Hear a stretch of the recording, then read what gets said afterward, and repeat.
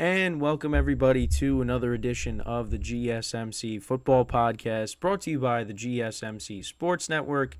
And as always, I'm your host, Kenneth, and it's great to have you guys here on this Wednesday, 11 a.m. Eastern Time. So we have a lot to talk about on today's show.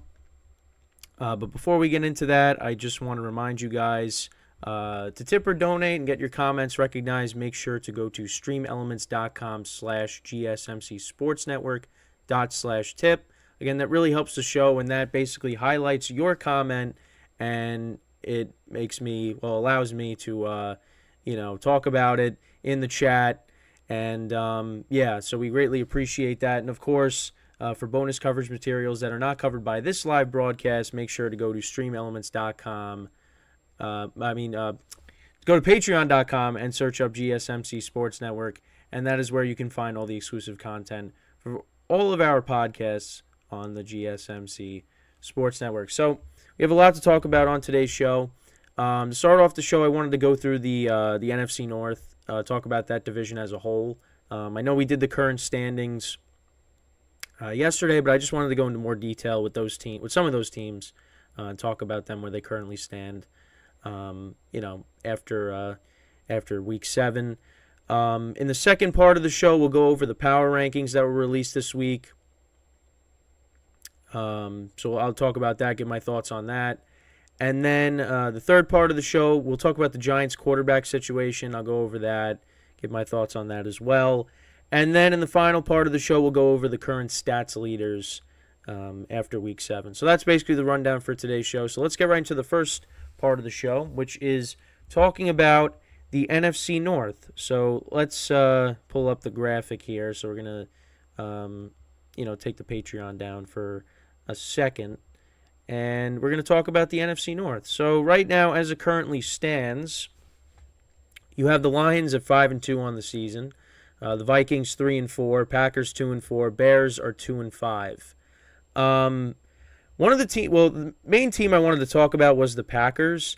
Because listen, they got off to a decent start this year. They were 2-1, and listen, it took some time for them to get going in some of those games, but they had a 2-1 record.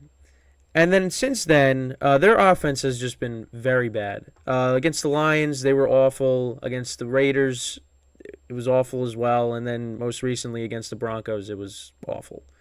So, looking at them and some of the problems that they have, really the one thing you really got to look at is quarterback. Jordan Love has not looked good the last few weeks. He's throwing picks. I mean, basically, the last 2 games that the Packers have had, they've kind of ended the same way. It's Jordan Love throwing it up and it getting picked off to end the game. And, there's a lot of question marks now with him and whether or not he's the guy. I think it's still a little too soon to tell, but, people will argue, well, he's been sitting on the bench for, 4 years. Got to see some results. And, he has regressed as the season has gone on. And the Packers have dealt with injuries. Obviously, David Bakhtiari is out for pretty much the whole season, their left tackle. Aaron Jones hasn't really played that much this year, although he did play the other day, and they really just didn't do anything. Of course, Christian Watson missed some games to start the year. So there's been a lot going on offensively for the Packers, but, Jordan Love has regressed. And, that's definitely something to be concerned about because, the Packers have had stability, over the course of, the last 20-plus years, only having 2 starting quarterbacks, between Brett Favre and Aaron Rodgers. And now you're kind of in new territory because you got a guy that, is struggling. Now, if you look at, how Brett Favre and Aaron Rodgers did their first seasons, I mean, it's kind of the same thing. So I still think it's a wait and see with Jordan Love, but right now it's not looking good. And listen, I said the Packers can maybe be a wild card team. With their defense, although their defense has not been playing up to par as well, which is a problem. Carlson missed his first kick the other day, and that was kind of the difference in the game, that kick. He makes that field goal, Packers end up winning that game instead, and it looks better at 3-3. But the Packers could very easily be 1-5, and I did mention this. I mean, if their only win that they pretty much, dominated from start to finish was the Bears game, and the Bears aren't good. So, you look at the Saints, I mean, they fell apart at the end. The Packers scored, 17 unanswered or whatever it was to win that game. And, if they lost that game, if Derek Carr doesn't get hurt, Saints probably win that game, and the Packers are 1-5, and they're in last place. And this is a big game coming up against the Vikings. The Vikings coming off of a huge win against the 49ers. So, it's a home game, but, the Packers, they got to get themselves right because, it's not looking good right now. But the Vikings, I mean, listen, they're a team that, believe it or not, is trending up. And especially after a win against the 49ers, who, myself included, everybody was talking about as the best team in the NFL. Well, the Vikings made them look silly. They really did. They put up over 450 yards of total offense on the Niners on their defense. Kirk Cousins passed for 378 yards. I mean, the Vikings surprised me. They really did. And also, the offensive line too. I mean, that offensive line really held up against that front of the Niners. The fact that Kirk Cousins was not sacked at all in this game really is I don't even know what to say. But they got a shot, to make the playoffs with the the wild card situation. It's it's going to be interesting to see, and they're doing this without Justin Jefferson.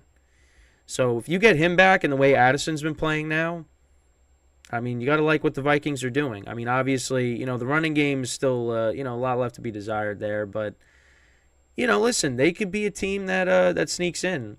And like I talked about yesterday, I mean, I don't think anybody's going to want to face them, with that high-powered offense. So, but yeah, I mean, it's a big game coming up this weekend between the Vikings and the Packers. It really is, because for the Packers, they need to win this game. I think the Vikings right now, they could kind of afford the loss, although you don't really want to lose, of course. But for the Packers, it's kind of a must-win for them. But we'll see. The Bears, they play the Chargers on Sunday night. I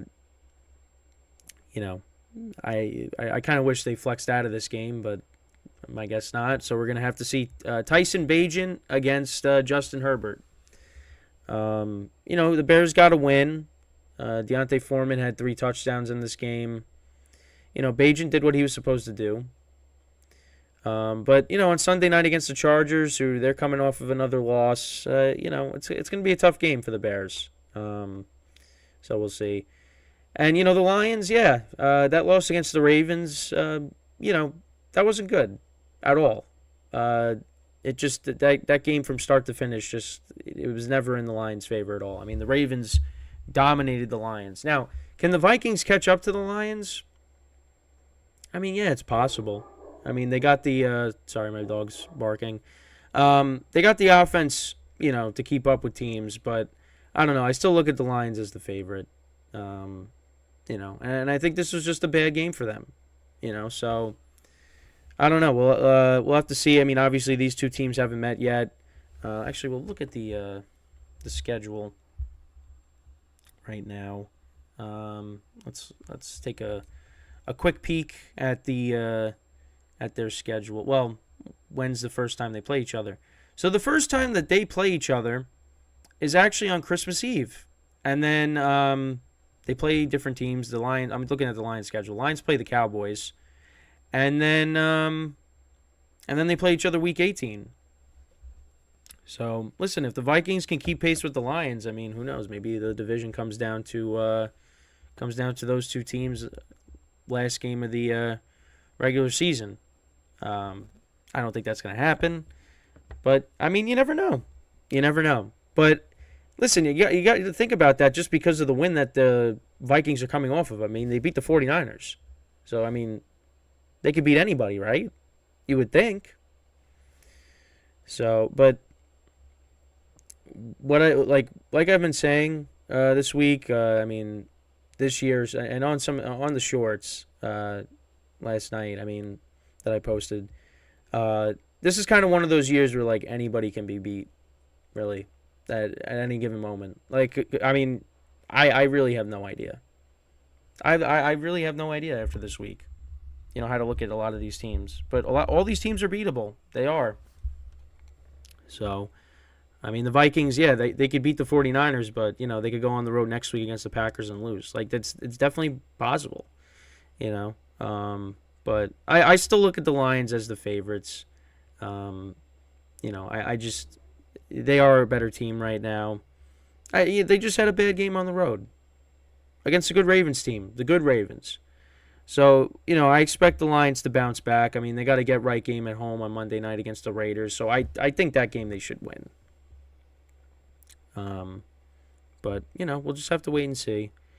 Vikings and Packers, they play each other. And then you got two of the NFC North teams are on prime time. You got the Bears are going to be on Sunday night, and the Lions are going to be on Monday night. And we just had the Vikings on Monday night this past week. So, but I mean, a team that I'm concerned. I mean, what you got to be concerned about with the Packers is their quarterback position, and also the other thing too is, I mean, Matt LaFleur is in question now too. Because listen, you had Aaron Rodgers. 2 MVP years. You made it to 2 NFC Championship games.